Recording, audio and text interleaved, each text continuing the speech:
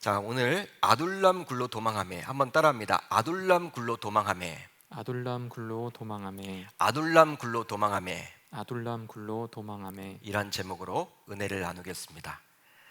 어린 시절 다윗은 사무엘 선지자를 통해서 왕으로 기름 부음을 받게 되었습니다. 하지만 사울과는 좀 달랐죠. 사울은 기름 부음을 받은 이후에 바로 왕으로 세워졌지만 이 다윗은 그렇지 않았습니다.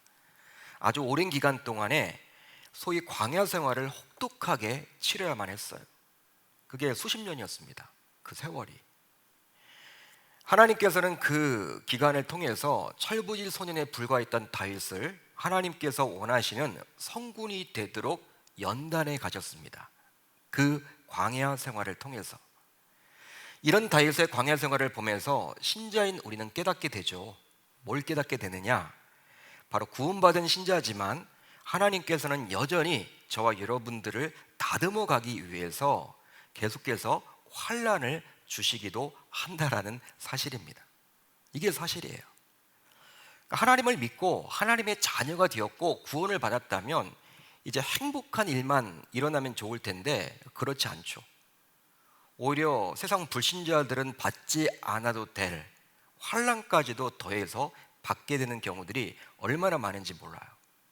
예수 믿으면 복 받습니다. 근데 우리는 그 복이 보통 눈에 보이는 물질적인 복만을 생각하고 자녀들이 잘 되는 것, 좋은 대학 가는 것, 이것만을 염두에 두니까 이게 이루어지지 않으면 뭐 예수 믿어도 복 받는 거 아니네 이렇게 이야기할 수 있겠지만 진짜 복은 받긴 받죠. 하나님과 함께 하니까. 그런데 진짜 환난이 있다는 거예요. 예수 믿으면 정말 행복한 일, 좋은 일, 자녀들도 잘 되고 남편도 승진하고 돈도 많이 벌고 이 땅에서 걱정 근심 없이 살아가면 좋겠는데 그게 아니라는 것이죠. 특별한 뭔가 잘못한 것이 없음에도 불구하고 신자인 우리는 다윗처럼 종종 고난을 받게 되는 경우가 생기곤 한다는 거예요. 여러분, 다윗이 뭘 잘못했습니까? 뭘 잘못한 게 있어요? 아니, 다윗이 뭘 그렇게 잘못해서 이렇게 사울이 그를 그렇게 죽이려고 하고 그렇게 도피 생활을 해야만 하는 것입니까? 알 수가 없는 거죠. 우리도 마찬가지예요. 내가 죄를 지어서 내가 뭔가 잘못한 것이 있기 때문에 어려움이 닥칠 수도 있지만 대부분의 신자들은 그렇게 그리 잘못한 것은 없어요. 하나님 앞에 그래도 말씀대로 살려고 몸부림치고 그래도 세상과는 뭔가 다르게 살아려고 살아가지만 근데 고난이 닥친단 말이에요. 다윗처럼.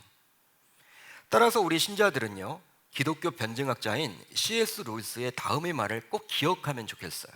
이 C.S. 루이스가 기독교 변증학자인데 이런 유명한 말을 남겼습니다. 인간의 절망이 가장 깊은 곳이 하나님 역사의 시작점이 된다. 인간의 절망이 가장 깊은 곳이 하나님 역사의 시작점이 된다. 어떤 뜻입니까? 신자라면 하나님께서 주신 광야 생활을 통해서 광야 학교를 통해서 하나님과의 깊은 만남이 있는 시간을 반드시 확보해야 한다는 거예요. 이런 의미를 담고 있습니다. 따라서 우리가 기억해야 하는 것이 있습니다. 바로 무엇이냐? 하나님께서 주신 광야 학교를 졸업하려면 하나님께서 세우신 계획 안에서 하나님과 깊은 교제를 나눔으로 하나님의 뜻대로 우리가 영적인 성장과 성숙이 일어나야만 하는 거예요. 그렇지만 이런 연단의 시간이 너무나도 힘들고 가혹하기에 우리는 종종 그 광야 생활이 없어지기를 기도하죠. 하나님, 이것을 좀 사라지게 해달라고, 너무 힘들다라고, 좀 없어졌으면 좋겠다라고, 왜 나에게 이런 어려움을 주셨나라고, 내 문제가 정말 사라졌으면 좋겠다라고 그렇게 기도를 해요. 너무 힘드니까. 하지만 우리를 연단하기 위한 목적에서 주시는 광야 학교는 우리가 기도한다고 해서 없어지는 것이 아니라 반드시 통과해야 할 훈련의 과정인 거예요. 여러분, 우리가 군대에 입소를 하게 되면 너무 힘들죠. 특별히 이런 여름철에 이제 입소를 하게 되면, 저도 여름 군번인데 너무 덥더라고요. 힘들고 뭐 물을 마음대로 마실 수 있는 것도 아니고 물도 막 뜨거운 물을 주고 얼마나 힘듭니까? 근데 내가 하기 싫다고 해서 뭐 없애달라고 여러분 기도한다고 그게 없어집니까? 그거 아니죠. 그건 여러분 통과해야 할 훈련이라는 거예요. 근데 광야 학교도 마찬가지예요. 하나님이 뭔가 의도가 있어서 우리에게 주시는 광야 학교는요, 없애게 해달라고 기도한다고 해서 없어지지 않습니다. 반드시 우리가 통과해야 하는 것이죠. 따라서 기왕 통과해야 할 광야학교라면 보다 지혜롭게 그 훈련의 과정을 이수해야만 하는 것이죠. 지난 시간 살펴보지는 못했지만 사무엘상 21장 후반부를 보세요. 여러분들이 가지고 있는 성경, 집에서 다 예배를 드리시니까 여러분들이 성경을 다 가지고 있을 텐데 21장 후반부를 보시면요, 성소에서 떡을 먹어 힘을 얻고 심지어 골리앗의 칼까지 손에 쥐게 된 다윗은 이제 이스라엘을 떠나서 이방 나라인 가드 땅으로 망명을 하게 됩니다. 야, 다윗이 망명을 했네. 이 가드 땅은 블레셋 땅입니다. 적이죠. 적진으로 망명을 하게 돼요. 아마도 다윗은 그 가드 땅에서 용병 생활을 하려고 했는지도 몰라요. 용병 생활을. 왜냐하면 이스라엘 내에서는요, 현직 왕이었던 사울이 그렇게 다윗을 잡아다 죽이려고 하잖아요. 예? 막 현상수배를 하고 뭐 쫓겨다니는 것도 여러분 뭐 한계가 있죠. 왕이 그렇게 죽이려고 하는데 어딜 도망가겠습니까? 불안해서 밥이라도 먹겠습니까? 제대로. 어떤 식당에 들어가서 제대로 밥이라도 먹겠습니까? TV를 켜면 자기 이름이 나오고 수비한다고 그러고 지금 범법자가 되어서 정치범이 되어서 유랑 생활을 해야 되기 때문에 자기 편도 하나도 없고, 그러니까 이스라엘 내에서는요 항상 도망가기 바빠요. 그런 생활을 살기보다는 차라리 적진에 가서 그냥 마음 편하게 살면 좋겠다 이런 생각으로, 그래 가서 뭐 내가 밥이라도 뭐 굶겠나, 용병 생활하면 되지, 이런 생각으로 이제 간 거예요. 그런데 그곳은 다윗이 죽였던 블레셋의 장수였던 골리앗의 고향이었던 고로 그곳 사람들이 다윗을 알아보는 바람에 이 가드 땅에 가는데 사람들이 다 알아보는 거예요. 그 가드 땅이 여러분 누구의 고향입니까? 그 유명한 골리앗의 고향이란 말이에요. 그 땅 주민들은요 이 골리앗이 최고의 그러한 사람이었거든.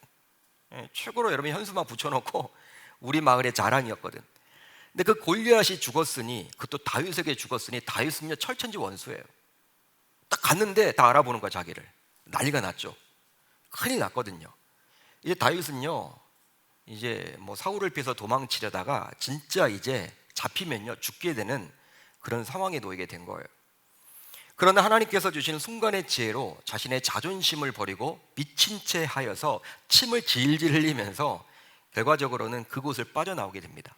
호랑이 굴에서 벗어나게 된 거예요. 이렇게 해서 더 이상 갈 곳이 없게 되자 결국 다윗은 이제 아둘람 굴로 도망치게 되었어요. 오늘 말씀 1절을 보면 이렇게 나와 있죠. 다윗이 그곳을 떠나서 가드 땅을 떠나서 아둘람 굴로 도망하며. 그렇다면 이 아둘람 굴은 어디에 있을까요? 여러분 고고학자들이나 이 성경학자들이 이 아둘람 굴이 과연 어디냐 여러분 찾아보려고 몸부림을 쳤습니다. 왜? 알아야지만 이제 성지순례 객들에게 여기가 그렇게 다윗이 도피했던 아둘람 굴입니다 설명할 수 있기 때문에 그렇게 좀 하려고 했는데 아직까지 여러분 찾지를 못했어요. 어딘지 몰라요 정확하게. 이것이 아둘람 굴이다 추측은 하지만 그것이 진짜 아둘람 굴이냐 확신할 수는 없어요. 확인할 길이 없어요. 여러분 왜 그러지 않겠습니까? 다윗이 자신의 몸을 피해서 숨긴 곳인데 쉽게 발각된 곳으로 다윗이 숨었겠습니까? 그렇게 여러분 생각해 볼 수 있겠죠? 여러분 쉽게 발각될 곳으로 다윗이 숨지는 않았을 거 아니에요. 그렇기 때문에 지금 뭐 2021년도 지금 살아가는 우리들도 이게 여러분 정확하게 뭐 쉽게 찾아낼 수 있는 곳은 아님을 알 수 있는 거죠. 따라서 아둘람 굴은요 보통 학자들이 어떻게 이야기를 하냐면 블레셋과 유다 사이의 광야에 있을 것이라고 추측을 할 뿐이에요. 지중해가 있습니다. 지중해가 있고 이 해변가를 기점으로 블레셋 사람들이 살았죠. 그리고 광해가 바로 있고 이제 유다 사람들이 살았어요. 그런데 그 광야에 아둘람 굴이 있을 것이다 라고 사람들이 추측을 한단 말이에요. 따라서 엄밀하게 말하면 이제 다윗의 광야 생활이 본격적으로 시작되었다고 볼 수도 있는 것이죠. 그렇습니다. 지금까지 다윗은요 사울 왕을 피해 다니면서 사람에게 도망을 쳤어요. 사람에게 도망을 쳤어요. 자, 사무엘상 20장 1절을 볼까요? 이렇게 나와 있죠. 우리 같이 읽습니다. 시작. 다윗이 라마 나요스에서 도망하여 요나단에게 이르되. 다윗이 누구를 찾아갔습니까? 요나단을 찾아갔습니다. 또 있습니다. 사무엘상 21장 1절이에요. 우리 같이 읽어봅니다. 시작. 다윗이 노베 가서 제사장 아히멜렉에게 이르되. 사람을 찾아가는데 이번에는 제사장이었던 아히멜렉을 찾아갔어요. 이것만이 아니에요. 또 있습니다. 21장 10절 같이 봅니다. 시작. 그날에 다윗이 사울을 두려워하여 일어나 도망하여 가드 왕 아기스에게로 가니. 가드 왕 아기스에게로 갔습니다. 이젠 이방 나라인 가드 왕 아기스까지 찾아간 다윗의 모습을 볼 수가 있는 거죠. 그렇습니다. 지금까지 다윗의 도피 여정을 보게 되면 사람을 찾아다녔음을 알 수가 있는 거예요. 사람을 찾아다녔다. 바로 다윗은 의도를 가지고 요나단, 아히멜렉, 가드 왕을 찾아갔습니다. 의도를 가지고 찾아간 거예요. 자기가 찾아간 거예요. 다윗이. 아마도 나름대로 힘이 있고 영향력을 갖춘 그들이었기 때문에 그들을 찾아가면서 다윗은 기대를 했겠죠. 사울에게 쫓겨서 도피를 당하면서도 그래, 이번에 내가 찾아가는 아히멜렉 만나면 뭘 해주겠지. 아, 요나단 힘이 있지, 왕자인데 그래도 뭘 나에게 해줄 수가 있겠지. 과드 왕인데 뭔가 해줄 수 있겠지. 기대하는 마음이 있겠죠, 여러분. 도피 생활을 하지만 찾아가는 입장에서 야, 그래도 나의 형편을 봐주겠지. 나에게 먹을 걸 주겠지. 나를 보호해 줄 수 있겠지. 왜? 그들은 신분이 다 여러분 높잖아요. 왕자고 제사장이고 또 한 지방의 왕이고 하다 보니까 다윗은 지금 사람을 찾아가면서도 그런 기대를 했을 거란 말이에요.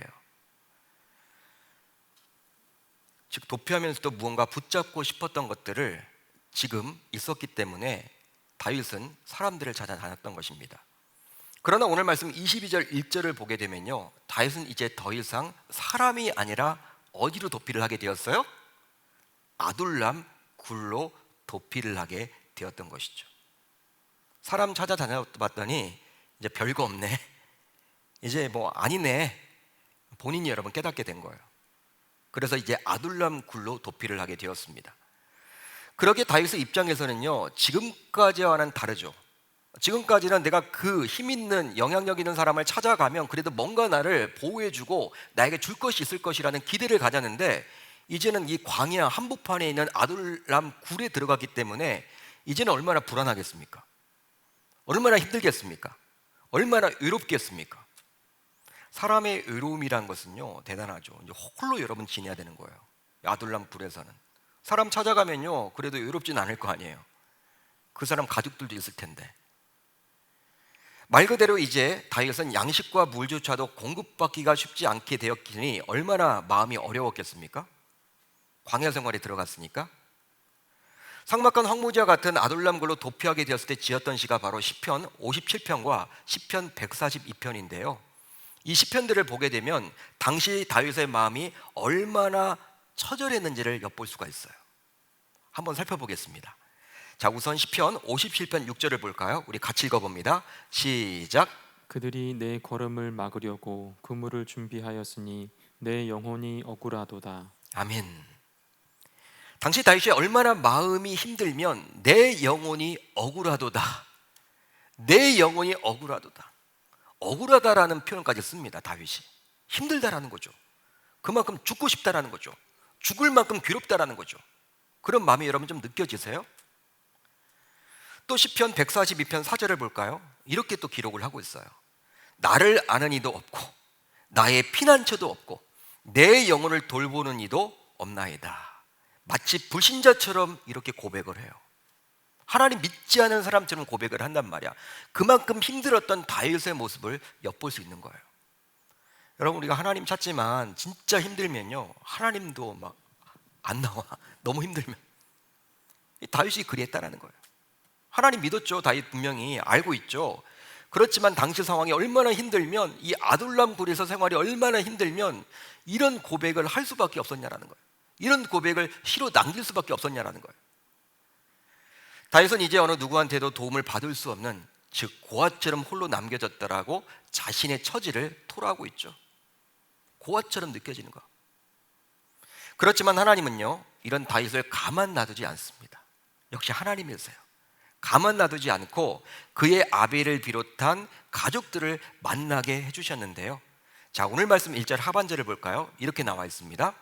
그의 형제와 아버지의 온 집이 듣고 그리로 내려가서 그에게 이르렀고.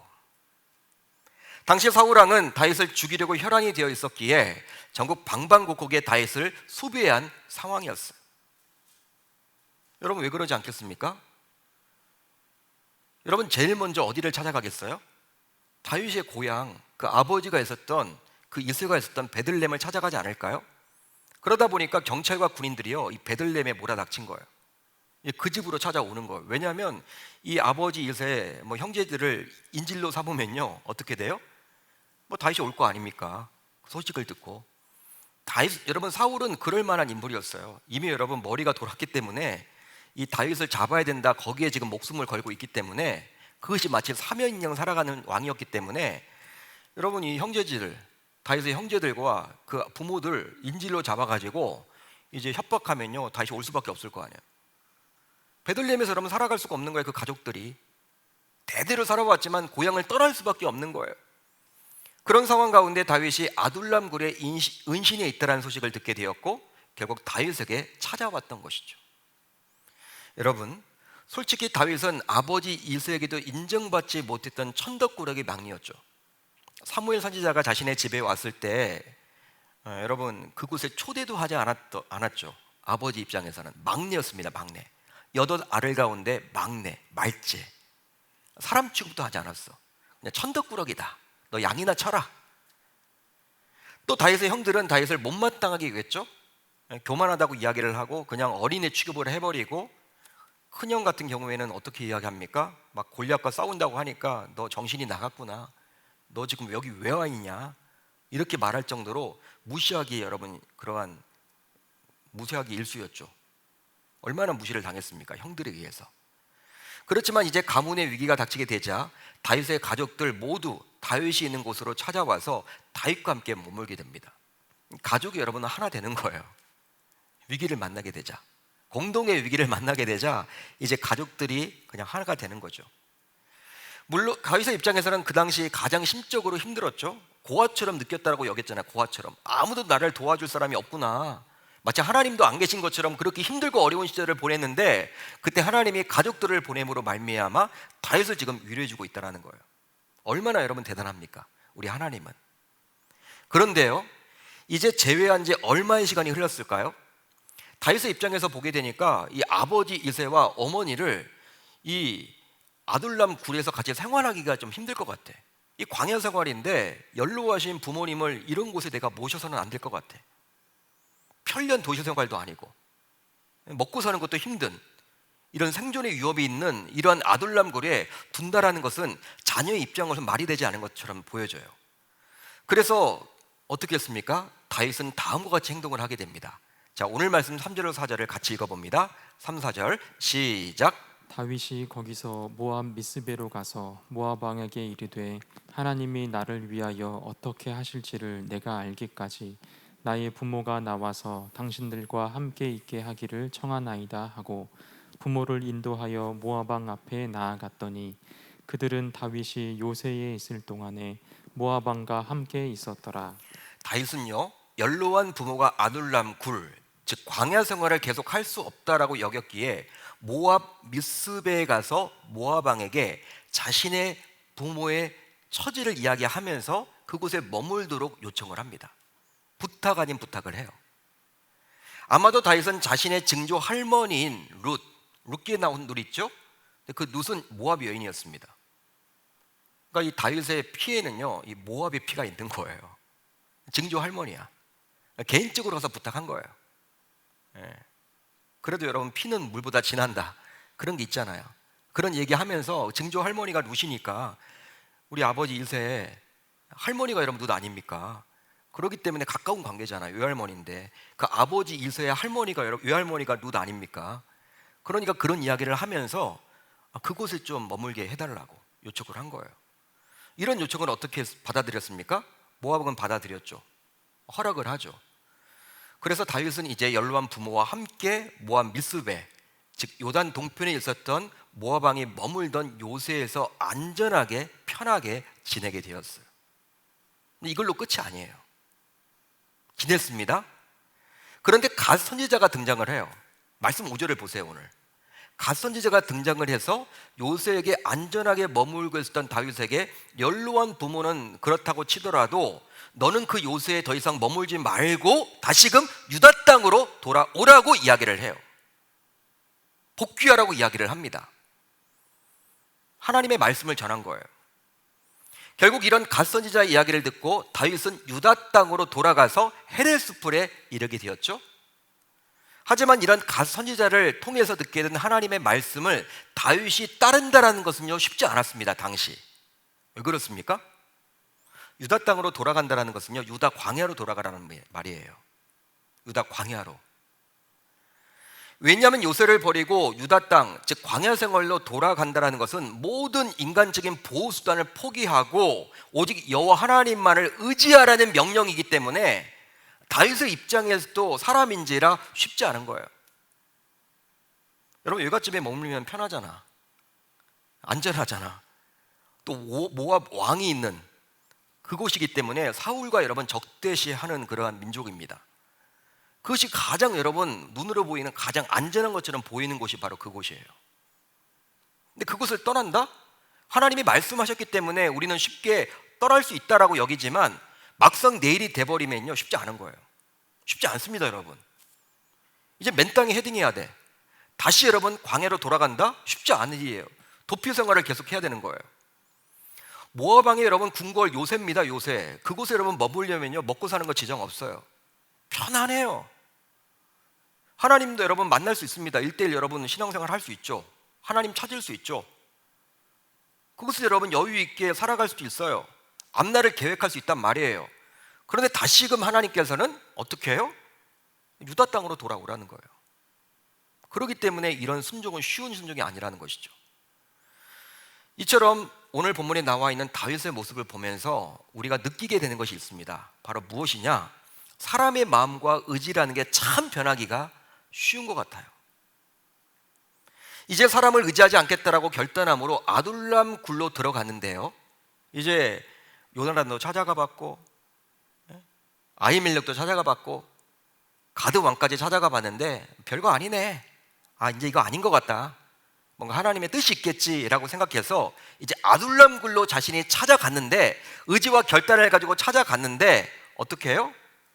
연로한 부모를 위해서 모압 왕을 찾아갔고 부모만 맡기고 돌아오면 되는데 돌아오지 않은 그 다윗의 모습을 한번 보시라는 거예요. 다윗도 역시 사람이라는 거예요. 여러분 그 모압 왕을 왜 찾아갔습니까? 연로한 부모의 신상을 맡기고 자기는 돌아온다고 생각을 했을 거 아니에요. 처음에 출발할 때는. 근데 막상 여러분 머물다 보니까 하루 이틀 자다 보니까 그곳이 여러분 끝내주는 거예요. 좋은 곳이에요. 편안해요. 이 광야 생활과는 비교할 수 없단 말이에요. 그러니까 모압 왕에게 또 의지를 하는 거죠.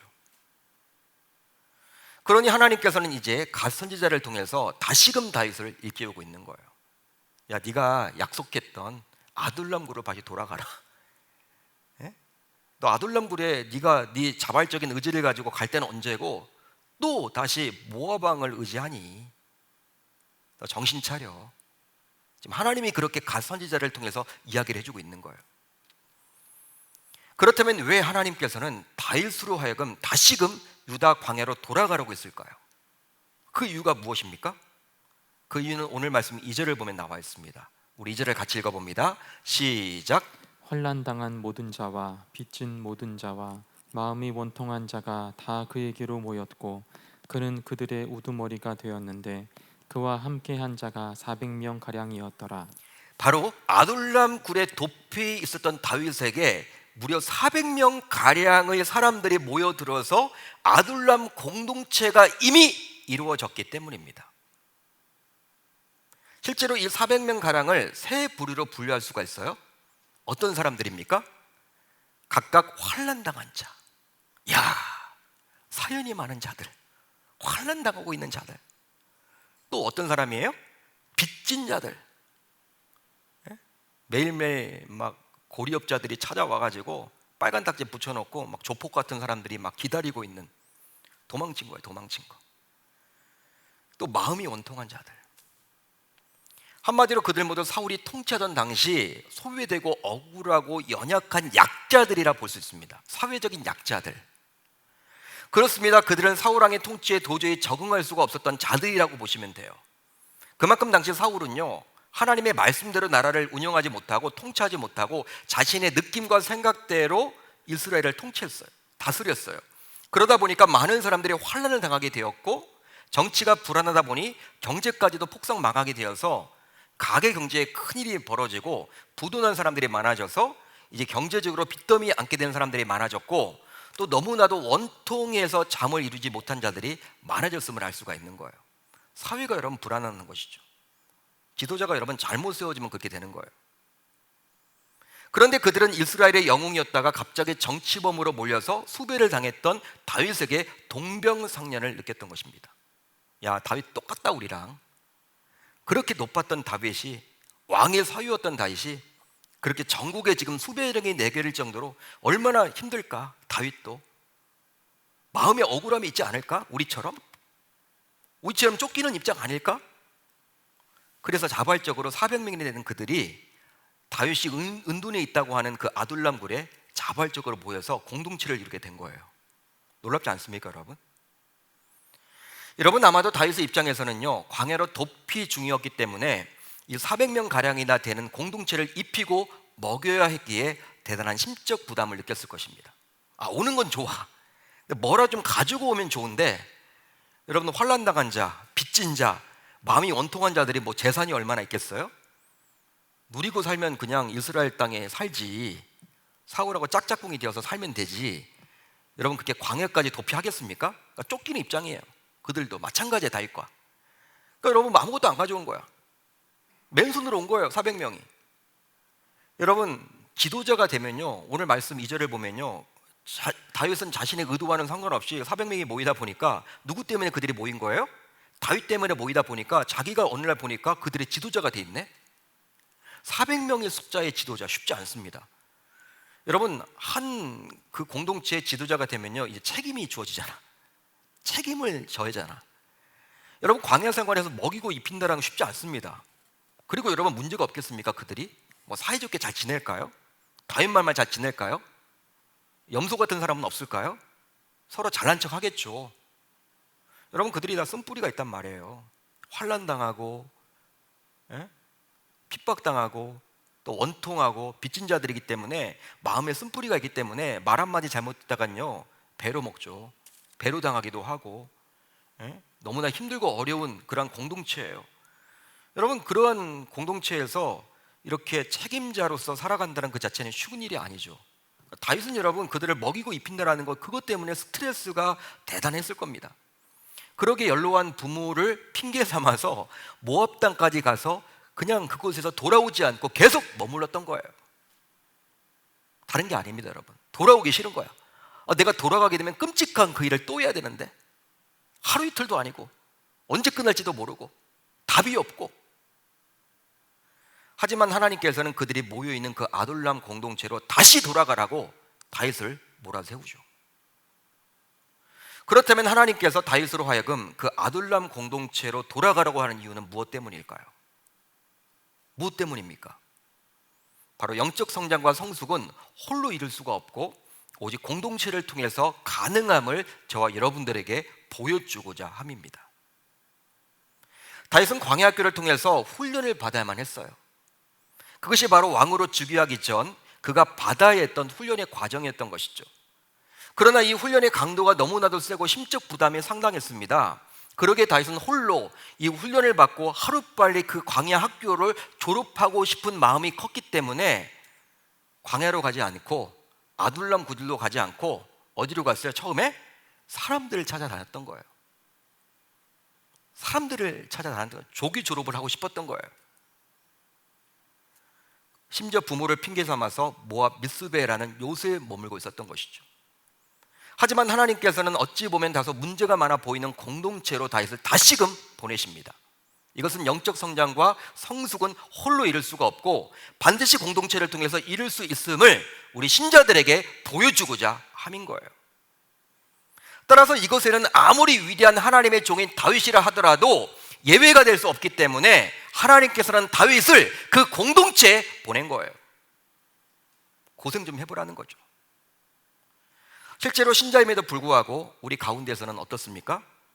하나님과의 1대1 관계만 중요시 여기며 사랑방 혹은 교회 성도들과의 관계를 잘 맺지 않으려는 분들이 은근히 많습니다. 큰 교회일수록 더 그래요. 그러니까 대형교회에서 사역을 해봤잖아요. 몇만 명이 모이는 교회는요, 주일 예배만 드려요. 정말 그래요. 물론 일꾼들도 많지만 더 많은 사람들은요, 그냥 주일 예배만 드려. 예배, 하나님과의 관계만 중요하다. 오히려 코로나 상황이 현재 계속 진행되다 보니까 어떻습니까? 우리 신자들 마음속에는 하나님과의 관계만 잘 맺으면 신앙생활을 잘 하는 것이라고 여기곤 해요. 내가 예배 드렸다, 그걸로 끝이에요. 이런 분은 교회 공동체 성도들과 깊은 교제를 나누다 보면 오히려 상처를 받기도 하고 괜한 구설수에 오르기가 쉽기에 그냥 하나님과의 관계만 놓치지 않겠다고 하며 예배만 드리려는 분들이라고 볼 수 있습니다. 실제 그렇죠. 하지만 성경을 보세요. 성경을 여러분 자세히 보십시오. 신앙생활을 하면서 영적인 성장과 성숙을 이루기 위해서는 혼자서는 불가능하며 반드시 믿음의 공동체를 통해서만 가능함을 엿볼 수 있는 거예요. 여러분, 다윗에게 찾아왔던 그 400명 가량 되는 사람들의 면면을 보게 되면요, 정말 한이 서려 있는 사람이라고 제가 말씀드렸잖아요. 쓴뿌리를 다 가지고 있는 사람이에요. 사울이 통치하는 그 나라에서 적응하지 못하는 사람들이에요. 원통한 자들의 마음이 원통하다. 얼마나 불만이 많겠습니까? 얼마나 시니컬하겠습니까? 원통한 사람이 있고 빚진 사람이 있고 환란이 많은 사람들이 모여있는 공동체, 참 그 수장이 된다는 거 쉽지 않겠죠. 문제 많은 공동체예요. 그러기에 여러분, 그 공동체 내에도 분명한 갈등이 존재했을 것입니다. 눈만 뜨면요 싸울 거란 말이에요. 그런 사람들끼리만 모여있으니까 얼마나 대단하겠습니까? 으르렁거리겠습니까? 서로 잘난 척 하겠습니까? 야, 내가 보기 싫어서 왔는데 여기 또 보네, 그러지 않겠습니까? 각각 그들이 여러분 다윗을 찾아왔는데 내가 이 사람이 싫어가지고 이 아둘람굴에 왔는데 여기서 또 보네, 당신도 여기 왔어? 여러분 그러지 않겠어요? 하지만 이것을 모를 리가 없는 하나님께서는 다윗을 그 공동체에 보내셨다는 사실이에요. 바로 갈등이 있었지만 다윗이 전하는 하나님의 말씀의 위로를 받고 치유를 받아서 결과적으로는 다윗을 포함하여 그들 모두 영적인 성장과 성숙을 맛보기를 하나님께서 기대하셨기 때문입니다. 결과적으로 어떻게 되었습니까? 후에 그 400명 가량이 마중물이 되어서요, 다윗 왕국의 초석을 이루게 됩니다. 끝까지 가요. 환난을 당하고 빚을 지고 마음에 원통했던 그들이 이제 회복이 되니까요, 다윗이 나중에 왕이 될 때 옆에서 그들을 든든하게 떠받드는 그런 사람들이 되었다는 거예요. 용사들이 다 되었습니다. 그들에 대해서 역대상 11장은 다음과 같이 말을 해주고 있어요. 이 400명에 대해서 다윗에게 있는 용사의 우두머리는 이러하니라. 이 사람들이 온 이스라엘과 더불어 다윗을 힘껏 도와 나라를 얻게 하고 그를 세워 왕으로 삼았으니 이는 여호와께서 이스라엘에 대하여 이르신 말씀대로 함이 얻더라. 할렐루야, 할렐루야. 400명이 마중물이 되어서 다윗 왕국이 이루어졌다는 거예요. 대단하죠. 실제로 신자에게 있어서 어떤 영적인 위기가 닥쳤을 때 공동체가 얼마나 소중한지를 다니엘을 통해서 배우게 되죠. 다니엘은 이방 나라인 바벨론의 포로로 끌려갔습니다. 그가 그리 영적으로 당당할 수 있었던 이유가 있죠. 당당하잖아요. 왕의 환관장에게도 막 이야기하잖아요. 자기 주장을 하잖아요. 소년인데도 불구하고 나 안 먹겠다라고 이야기하잖아요. 어떻게 그럴 수 있습니까? 아니, 포로입니다. 포로. 아직 소년이에요. 근데 어떻게 여러분 이방 나라에 가서도 그렇게 자신의 신앙을 지키기 위해서 당당할 수가 있었느냐? 다니엘이 여러분 어떻게 그게 당당할 수가 있습니까? 바로 같이 그와 함께 포로로 끌려갔던 믿음의 새 친구였던 사드락, 메삭, 아벳느고가 있었기 때문에 가능했던 거예요. 아마도 믿음의 새 친구들이 없었더라면 아무리 유명한 위대한 다니엘이라 하더라도 사탄이 주는 영적인 유혹에 쉽게 넘어갔을 거란 말이죠. 그렇지만 사드락이 힘들 때는 누가 챙겨요? 다니엘이 챙기고, 사드락, 메삭, 아벳느고가 여러분들 이렇게 다니엘을 든든하게 받쳐주는 거 아닙니까? 너 그래서는 안 된다고. 하나님 그래도 우리가 붙잡아야 되지 않겠냐고. 여러분, 믿음의 공동체가 그 안에서 형성된 거예요. 그렇기 때문에 버텨낸 거죠. 그러니 믿음의 새 친구들이 있었기 때문에 다니엘이 될 수 있었던 거예요. 저는 그렇게 여러분 확신을 합니다. 그러기에 솔로몬은 전도서에서 이렇게 저와 여러분들에게 권면을 해줍니다. 한 사람이면 패하겠거니와 두 사람이면 맞설 수 있나니 세 겹줄은 쉽게 끊어지지 아니하느니라. 아멘. 이제 말씀을 정리하겠습니다. 혹시 여러분들 가운데서 환난 당한 자가 있으십니까? 또 빚진 자가 있으세요? 또 마음이 원통한 자가 있으십니까? 즉 너무나도 힘들어서 입맛도 없고 밤잠을 이루지도 못하고 매일매일 눈물로 침상을 적시며 하루하루 힘겹게 보내고 있지는 않으십니까? 특별히 연일 계속되는 폭염과 열대야, 그리고 끝날 줄 모르는 코로나 대유행 속에서 너무나도 힘들고 어렵고 그런 시간들을 보내고 있지는 않으십니까?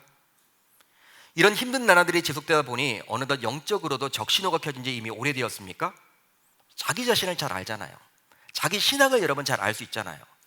아, 내가 코로나 전에는 이러지 않았는데, 내가 좀 뜨거웠는데, 예배 드릴 때는 왜 동일하게 예배를 드려도 이렇게 좀 틀리지? 예전과는 좀 다르지? 찬양이 이렇게 나오지 않는 것이지? 감사가 왜 나에게 사라졌지? 점검해 보잖아요. 혹시 적신호가 여러분 켜져 있지는 않으세요?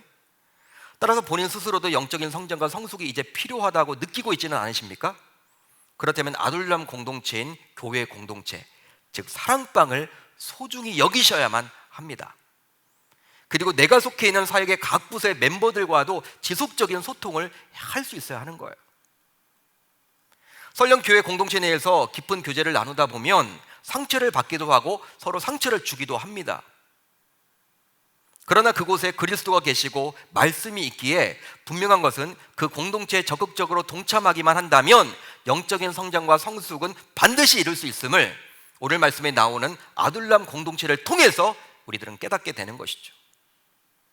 그러기에 하나님께서는 요새와 같이 편하고 안전한 곳에 머물던 이 다윗을 다시금 다소 시끄럽고 문제가 많아 보이는 아둘람 공동체로 다시금 보냈던 거예요.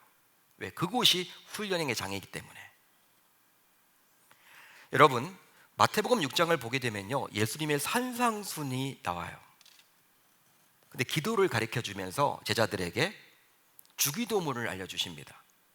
예수님께서 친히 기도는 이렇게 하는 거야 라면서 주기도문, 주님께서 가르쳐 주신 그 기도를 말씀해 주세요. 주기도문의 시작이 어떻게 시작을 합니까? 하늘에 계신 우리 아버지요 라고 시작을 해요. 다 여러분 알고 있죠? 모르는 분이 없죠. 하늘에 계신 우리 아버지요.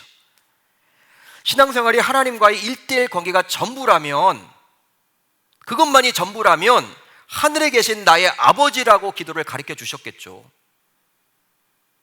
하늘에 계신 나의 아버지요, 이렇게 가르쳐 주셨겠죠. 우리 주님께서 하나님과의 1:1 관계만 중요하다고 여겼다면. 하지만 구원은 하나님과의 1:1 관계 속에서 받게 되지만 구원받은 이후 영적인 성장과 성숙은 반드시 교회 공동체 속에서 이루어지기 때문에 하나님께서는 하늘에 계신 우리 아버지요, 나의 아버지가 아닌 우리 아버지여로 저와 여러분들에게 기도를 가르쳐 주셨다는 사실입니다. 구원은 여러분, 이 교회 공동체 내에서 여러분 하나님과의 1:1 관계예요. 내가 하나님을 인격적으로 만나는 게 중요합니다. 구원받은 이후에 영적인 성장과 성숙을 이루기 위해서는 홀로 아무리 여러분 100번 성경을 많이 읽고 성경 공부를 혼자 하고 뭐 큐티를 하고 기도를 한다고 해서 일어나는 게 아니라는 거예요. 착각하지 마세요. 오로지 교회 공동체를 통해서 이루어짐을 오늘 아둘람 공동체를 통해서 우리가 깨닫게 되는 것이죠. 따라서 우리들 모두 힘든 시기를 보내고 있는 만큼 교회 공동체를 다시금 소중히 여기며 사랑방에도 보다 적극적으로 관심을 가져주셨으면 좋겠고, 동참하셔서 이 위기를 잘 극복해내시고 영적으로도 성장과 성숙을 반드시 이룰 수 있기를 우리 주님의 이름으로 축원합니다. 축원합니다. 너무나도 중요한 거예요, 여러분. 아둘람 공동체, 바로 교회입니다. 그 아둘람 공동체가 나중에 다윗 왕국이 되죠. 다윗 왕국에서 그리스도가 나오게 됩니다. 그리스도가 머리인 이 교회 공동체, 이 아둘람 교회 공동체가 바로 이 교회, 사랑방이라는 사실이에요. 여러분, 이 교회는 완벽한 곳이 아닙니다. 어떤 분들은 교회에 이렇게 깊이 들어가면, 또 사랑방 이렇게 출석하면 내가 싫어하는 캐릭터들이 있고 상처를 입고 한다고 해서 안 하려고 하는 분들이 있는데, 오늘 말씀 보세요. 시작이 어때요? 환난당한 자, 빚진 자, 원통한 자들이 있는 곳이 바로 교회라는 곳이에요. 세상 사람들이 그렇죠. 너희들 왜 그렇게 교회답지 못하냐? 여러분, 교회는요, 이 지상교회는 지어져 간다라고 나와 있어요. 에베소서 말씀에 지어져 가는 거예요. 지어져 가는 거. 지어진 교회가 아니에요, 여러분. 점점 다듬어져 가는 게 교회예요. 우리들 모두 환난당한 자입니다. 원통한 자입니다. 빚진 자입니다. 그렇기 때문에 이 교회, 아둘람 공동체인 우리 계명교회가 바로 어떻게 해야 되느냐? 지금은 힘들고 어려운, 내가 그 사랑방에 들어가면, 교회 깊숙이 들어가면 힘들고 어려워서 그냥 하나님과의 관계만 나는 충실히 할래. 여러분, 그것으로 우리의 영적인 성장과 성숙이 일어나지 않음을 오늘 이 다윗의 이야기를 통해서 알 수 있는 거죠. 우리 계명교회가 이런 아둘람 공동체가 되었으면 좋겠고, 처음에는 그들이 지지고 볶고 싸우고 막 했지만 나중에는 어떻게 해요? 협력하여 선을 이루어서 다윗 왕국을 만들어 가듯이 하나님이 가장 기뻐하시는 우리 계명 공동체, 아둘람 공동체가 되리라 저는 믿습니다. 그런 은혜가 있는 귀한 시간 되시기를 우리 주님의 이름으로 축원합니다.